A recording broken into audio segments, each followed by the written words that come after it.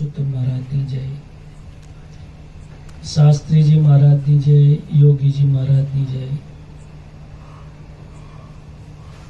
प्रगट गुरु हरि हरि प्रसाद स्वामी महाराज की जय जय जय,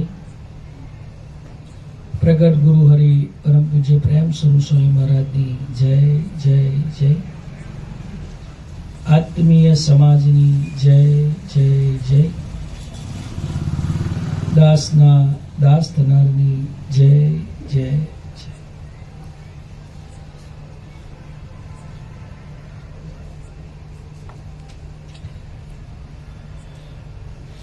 શુભ અને મંગલકારી દિવસો ચાલી રહ્યા છે। આવતીકાલે દીવ દિવાળી,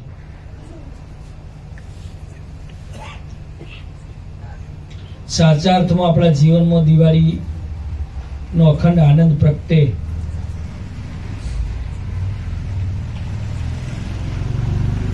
જીવનમાં તનથી ધનથી અને મનથી સુખી થવાય। આત્માની પછી વાત કરીએ આપણે પહેલા।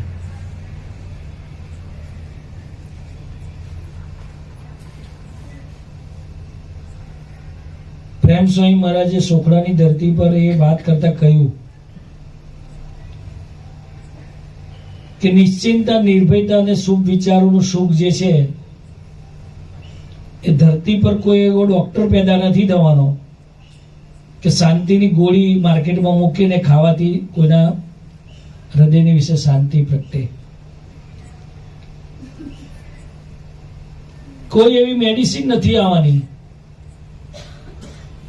કે તમારા જીવનમાં નિશ્ચિંતા અને નિર્ભયતા પ્રગટે। અને પ્રગટાવવા માટે ભગવાનના પવિત્ર સાધુનો યોગ જરૂરી છે। એક ગામની અંદર એક વાનીઓ તેલપડીનો ધંધો કરે પહેલાના જમાનામાં। યોગીજી મહારાજની બોધકથામાં વાત છે।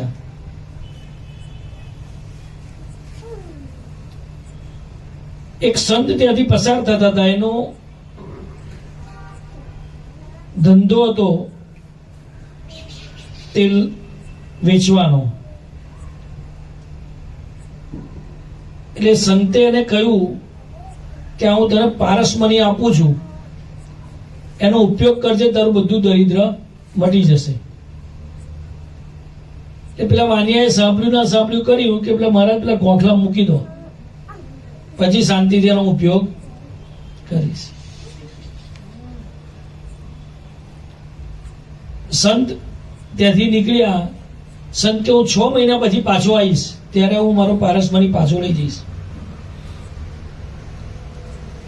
6 મહિના વીતવાની તૈયારી, વાનિયાભાઈ ધંધામાં બીજી થઈ ગયા।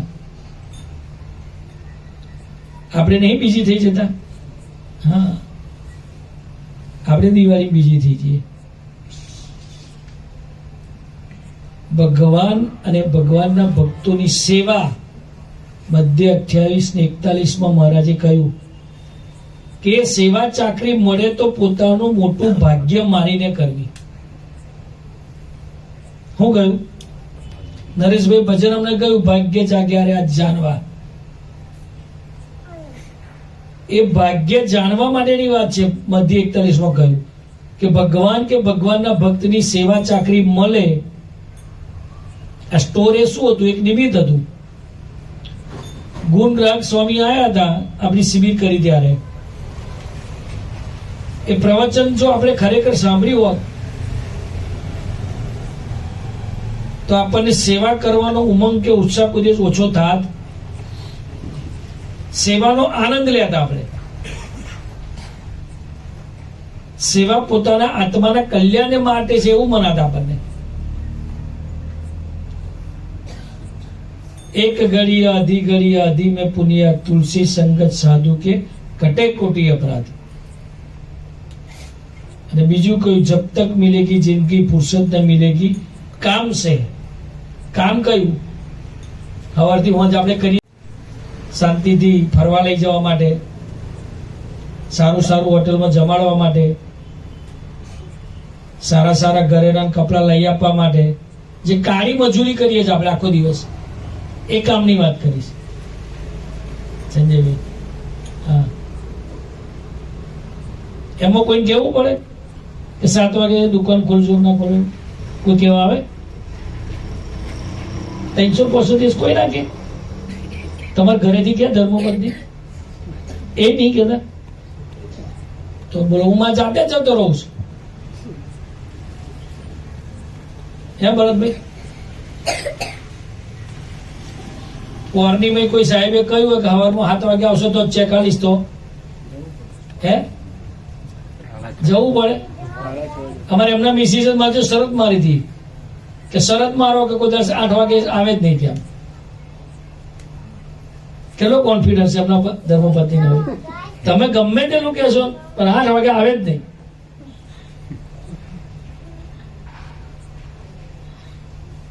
એટલે કહ્યું, जब तक मिले रहेगी जिंदगी, फुर्सत न मिलेगी काम से, एक वक्त ऐसा निकालो मोहब्बत कर लो भगवान से. ભાગ્ય ત્યારે ઉગડે આપણા, તે વગર ઉગડે.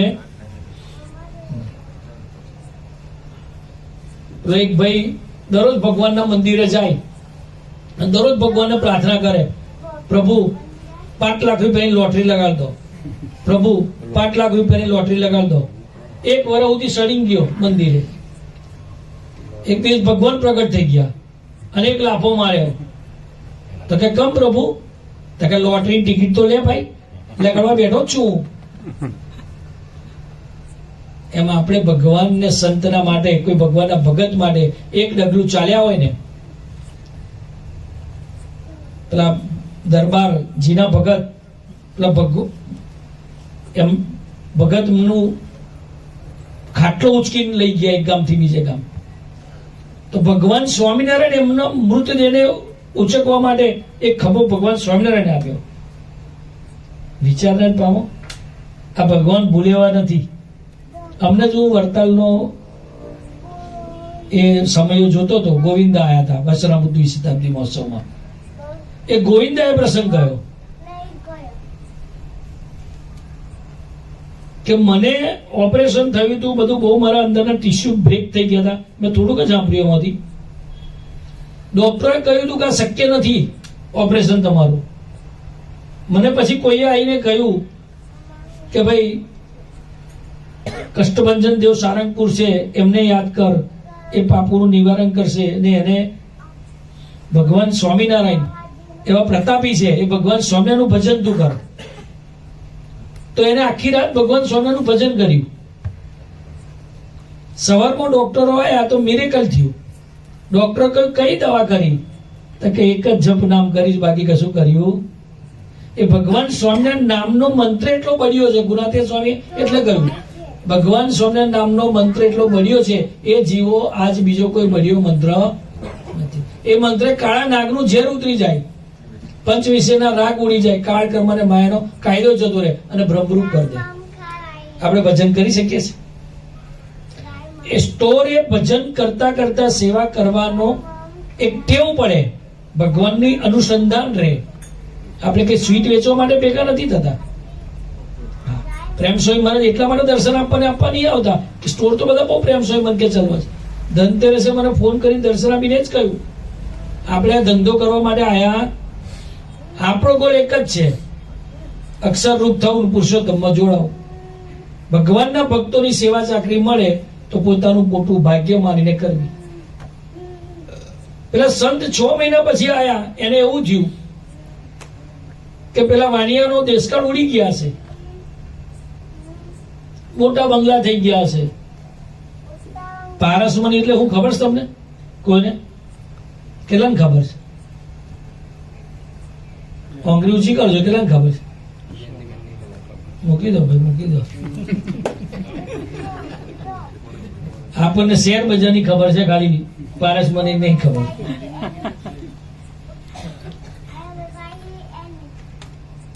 पारस और संत में एक अंतर और जान, एक लोहा को सोना करे, एक करे आप समान. पारस मनी ने लोखंड अड़े ने तो होरू થઈ જાય. જયમીનભાઈ, હા, ખાનમાં જવું જ ના પડે. પણ પારસ મની મળે ક્યાં, પ્રશ્ન એ છે મોટો. અને પારસ મની થી ચડે ચિંતામણી. ચિંતામણી નો આવતા રવિવાર આવતા ગુરુ પ્રસંગ કહીશું. મહારાજે યાદ કરી ચિંતામણી. આપણે ફાસ્ટેસ્ટ જમાનામાં તો આપણે જલ્દી જ જોઈએ, ભાઈ જલ્દી આપી દો, જે આપવું હોય. ટાઈમ નહીં અમારી પાસે સ્ટોર પર સેવા કરવાનો. ઘેર બેઠા મને આલો, મેં ભજન કરીશું ઘેર બે. ભગવાન સ્વામિનારાયણ આવો સમયો કર્યો બહુ મોટો. તો મારા બુદ્ધિ ના હોય, બુદ્ધિનો દોડ કરીએ, કશું હોય ના દેખાવ કરીએ, તો કે ભગવાન સ્વામિના દર્શન નહીં થાય સમય. સમય પછી જઈએ તો શાંતિથી દર્શન થાય એ દેશમાં. તો સમયો પતી ગયા પછી પેલા ભગત આયા દર્શન કરવા. એટલે ભગવાન સ્વામી કહ્યું કે અત્યારે સમયમાં ભગત આયા નહીં, તમે તમારા દર્શન ના થયા. તો કે પ્રભુ સમયમાં તો કેટલા બધા હરિભક્તો આવે અને તમારા દર્શનનું સુખ ના મળે જોવે એવું. એટલે મને એમ કે સમય પછી જાઉં તો શાંતિથી ભગવાનનું દર્શનનું સુખ મળે. ભગવાન સ્વામી કે સારું છે તમે પછીથી આયા. મુક્તાનંદ સ્વામી બોલાયા. મુક્તાનંદ સ્વામી કેટલા ગામના હરિભક્તો સમયમાં આવ્યા હતા? તો કે મહારાજ 25 ગામના ભક્તો આવ્યા હતા. તો કે 25 ગામના ભક્તોનું લિસ્ટ તૈયાર કરો અને લિસ્ટ એમને આપી દો અને જાઓ તમે બધા ભક્તોના જઈને દર્શન કરી આવો. 6 મહિને મેળ પડ્યો પેલા ભાઈનો પાછો આવવાનો. આ જે કઈ યોજના, આ મંડળની યોજના કે હરિધામ તરફથી આવતી કોઈ બી યોજના, એમાં આજ્ઞા પ્રમાણે વર્તીશું ને બ્રહ્મરૂપે વર્ત્યા કહેવાશે. એટલું સુખ અંતરને વિશે મળશે આપણને. બીજા બધા પ્રવણ પાછા પણ દિનેશભાઈ ના કહ્યું, સભામાં આવવાના ટાઈમે જ મન નાખાય, એ માયાનો પ્રવેશ છે. હા, આપણે ઓળખવું પડે. કેટલાકને મન રમાડે છે અને કેટલાક મનને રમાડે છે. આ વાત નિત્ય વિચારવા જેવી છે. સભાના ટાઈમે મનને કહી દેવાનું તાવ 103 ડિગ્રી. સ્વામીજી તો એવું કહેતા હતા કે અમરીશ શિબિર રાખી હોય હરિધામની ધરતી પર અને તમારી મિસિસ મરણ પથારીએ હોય, છેલ્લા શ્વાસ ગમતા હોય, તો એને પણ તઈ મૂકી અને તમારે હરિધામ આવી જવાનું. કેટલા જણ જાય કલ્પેશભાઈ? સ્વામી કે પણ આપણે પ્રેક્ટિકલ સમજવાનું હોય ને. હા,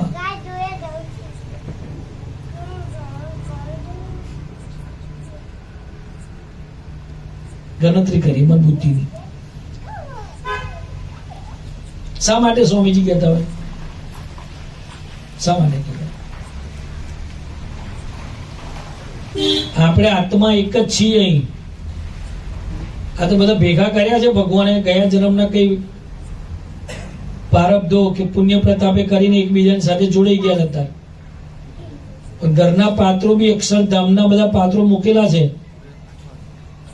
એ ભાવથી સેવા કરવાની, પણ પ્રીતિ તો અહીં ભગવાન સાથે એકલી જ રાખવાની. એ પ્રસંગો પછી આપણે વાત કરીશું. મૂળ વાત પર આવી જાઓ 2 મિનિટ. ભાવ તમારે ટાઈમ ના હોય ને કંઈક જવાનું હોય તાર અને ભાઈ 10 કેટલા વાગ્યા સભા?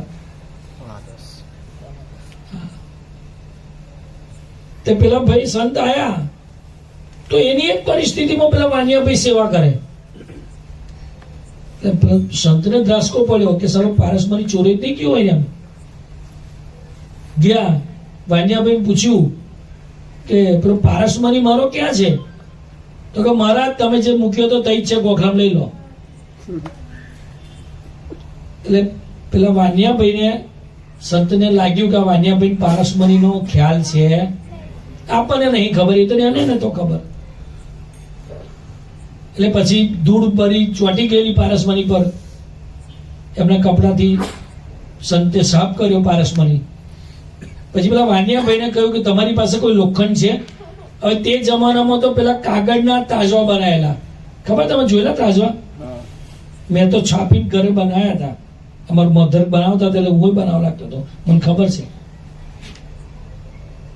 અને એને દોરી બોધી, લાકડી બોધી હતી અને પેલા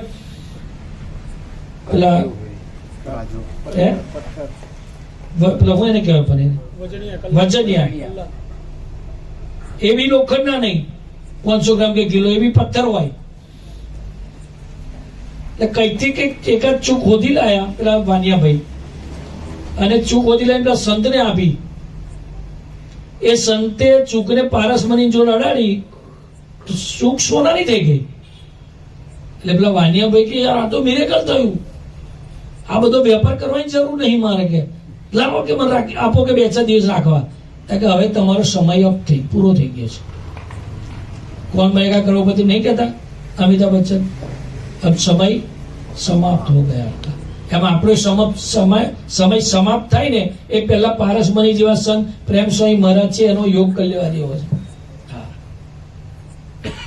જો એનો યોગ કરવાની મેં સમય બગાડીશું અને પછી છેલ્લી ઘડી આપણને યાદ આવે કે ચાલો આ કરવા જેવું છે નહીં. પેલી એક કહેવત, એક જણે મેરેજ કરવું હતું, પૂછવા ગયું લગ્ન કરવાના ફાયદા શું અને ગેરફાયદા શું. બધા બહુ પૂછ્યું સંજયભાઈ, લગ્ન કરવાથી ફાયદો હું અને ગેરફાયદો હું. કે બંને 300 નીકળ્યા.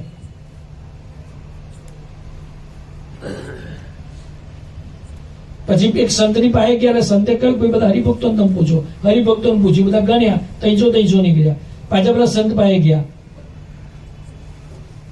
તો કે શું થયું? તો કે ગેરફાયદા 300 છે અને ફાયદા 300 છે. તો કહું તમે શું વિચાર્યું?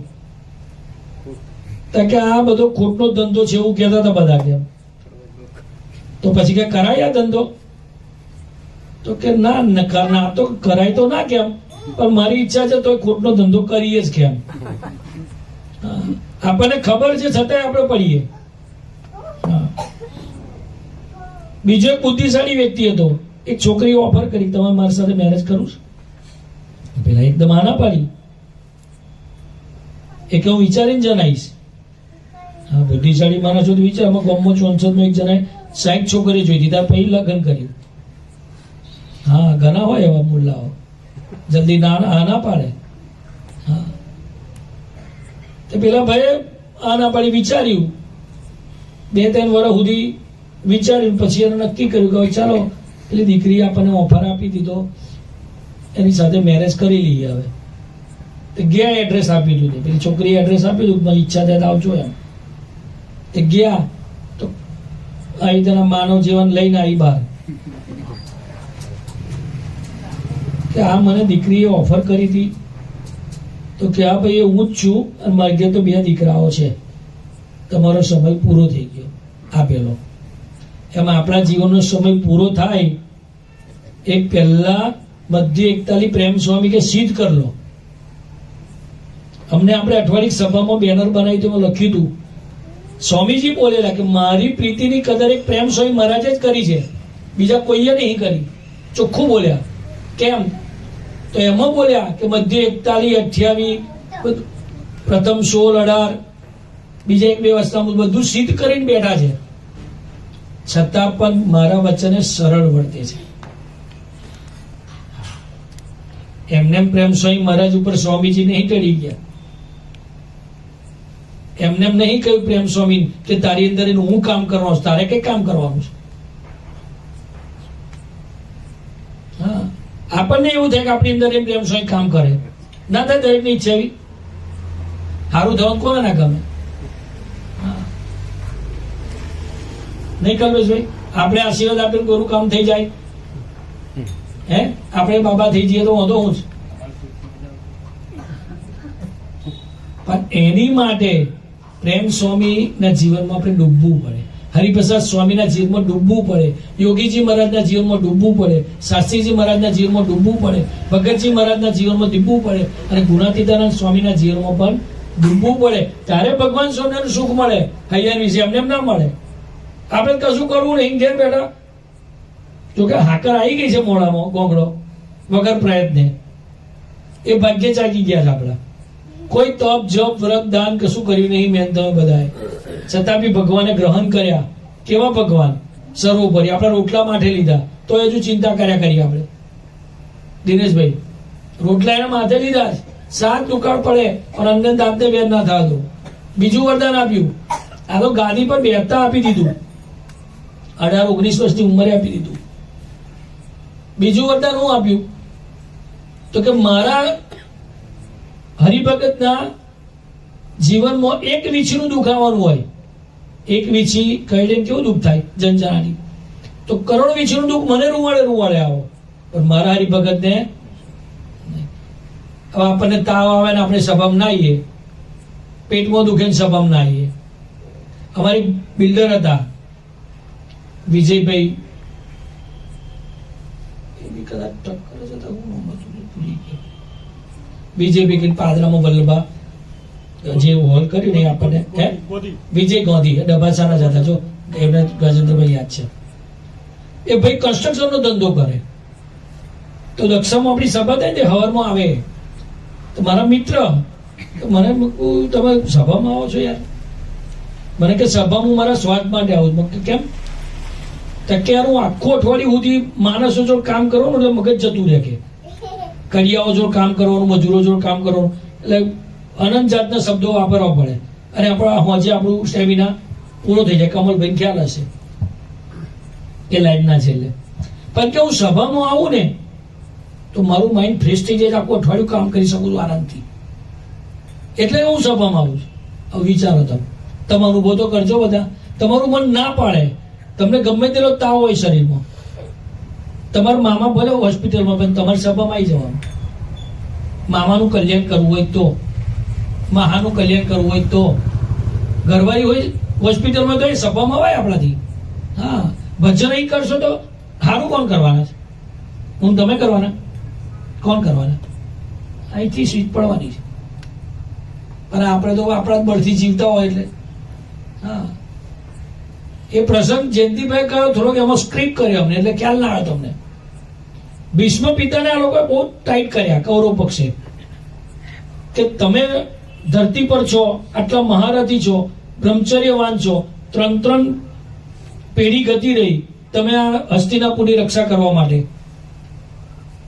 અને તમારી અંદર આટલું બધી શક્તિ હોવા છતાંય તમે અજર અમર છો, અને આ સામાન્ય પાંડવો પેલા ઘટોરગજે બહુ નુકસાન કરેલું કૌરવ સેનાનું, તો કે હવે તમે કંઈક કરો તો આ અર્જુનનું પતી જાય કોમ. એટલે શકુની બહુ હોશિયાર છે. શકુનીએ કહ્યું ભીષ્મ પિતા કહેશે તો થશે. એટલે ભીષ્મ પિતાને બહુ ફૂલાયા, એટલે ભીષ્મ પિતાએ પ્રતિજ્ઞા કરી નાખી. ભીષ્મ પ્રતિજ્ઞા કરતા है कल शाम तक सूरज ढलने से पहले अर्जुन का वध हो जाएगा. પતી ગયું, ખેલ પૂરો. એટલે બધાએ પછી કેવું થાય, શક્તિશાળી માણસ હોય, નરેન્દ્રભાઈ મોદી સાહેબ કહી દે કે જાઓ બધાનું ખેડૂતોનું દેવું માફ નહીં, એમને કહ્યું મહારાષ્ટ્રમાં માફ થઈ જશે, એવું અહીં હોય કરી દેતો કેવો આનંદ થઈ જાય બધા. અને ચાલો કશું કરવાનું નહીં, આવી ગયું બધું બાબત. આ દિલ્હીમાં આપ સરકાર આપે એવું, જય સ્વામિનારાયણ, કેવો આનંદ થયા બને. તો કૌરવોને એટલો બધો આનંદ થઈ ગયો કે હવે તો આપણી જીત નક્કી જ છે, અર્જુન પતિ જ જવાનો, કારણ કે ભીષ્મ પિતાની સામર્થ્ય જેટલી બધી હતી. એટલે વાત ફરતી ફરતી ફરતી ફરતી પાંડવ પાસે ગઈ. કૌરવના હારી વાતે જાય ને ખરાબ વાતે જલ્દી જાય, બેવ જાય. એટલે યુધિષ્ઠિર પાસે ગયા, યુધિષ્ઠિર રડવા મળ્યા. યુધિષ્ઠિર રડતા રડતા પછી કૃષ્ણ ભગવાન પાસે ગયા. કૃષ્ણ ભગવાન રડવા મળ્યા કે હવે શું થશે? ભીષ્મ પિતા તો પ્રતિજ્ઞા એની પૂરી થઈ જાય, એની પ્રતિજ્ઞા અમે કોઈ ના ટકીએ કે, અને હું તો શસ્ત્ર વગર હું કરી શકવાનું.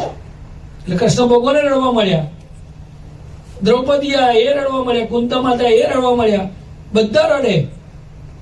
પછી કૃષ્ણ ભગવાન ધીમે કે અર્જુન પાર્થ કઈ છે આમ? તો કે તો એની છાવણી સુઈ ગયો, તો કે ચાલો આપણે તઈ જઈએ.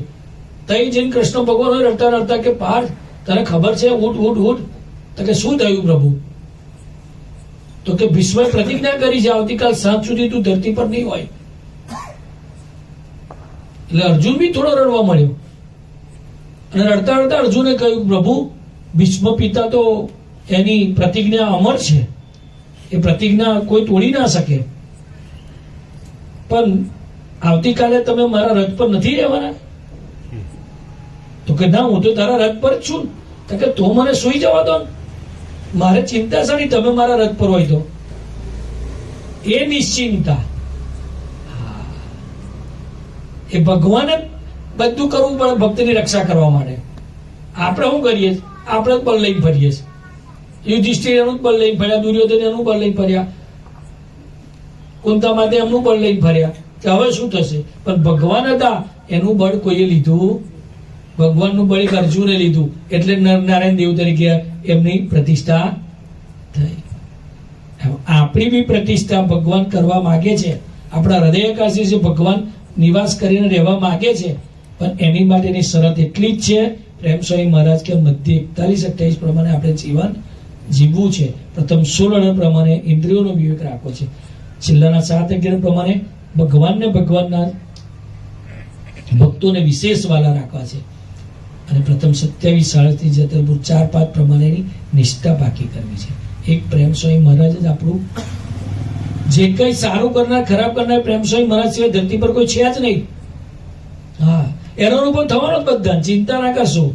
હા, આજે નહીં તો કાલે અહીંયા આગળ માથું ટેક્યા વગર છૂટકો છે નહીં. હા, કારણ હરિપ્રસાદ સ્વામી કહી ગયા, હું તમે નહીં કહી ગયા.